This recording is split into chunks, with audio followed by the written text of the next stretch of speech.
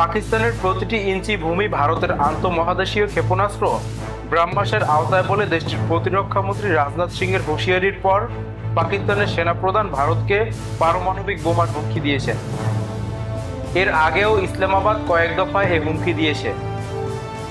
পাকিস্তানের সেনাপ্রধান জেনারেল আসিম মুনির বলেছেন, পারমাণবিক অস্ত্রময় পরিবেশে যুদ্ধের কোনো স্থান নেই। একই সঙ্গে তিনি ভারতকে ইঙ্গিত করে সতর্ক করে দিয়েছেন। তিনি বলেছেন, তার দেশ উস্কানিদাতাদের প্রত্যাশার চেয়েও অনেক বেশি প্রতিক্রিয়া দেখাবে।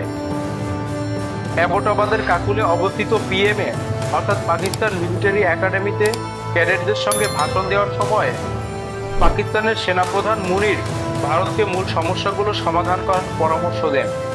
তিনি বলেন, আমরা কখনো কারো কটাক্ষে ভীত নই, কখনো বল প্রয়োগেও ভয় পাই না।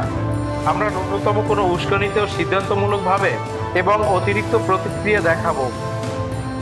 যে কোনো উত্তেজনা যা শেষ পর্যন্ত পুরো অঞ্চলের জন্য ভয়াবহ পরিণতি ডেকে আনতে পারে, তার দায় সম্পূর্ণভাবে ভারতের উপরেই থাকবে।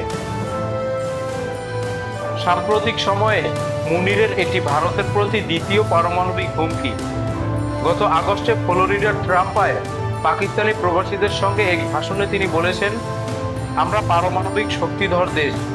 যদি আমরা মনে করি আমাদের কেউ আক্রমণ করবে, তবে আমরা বিশ্বের অর্ধেককে সঙ্গে নিয়ে যাব।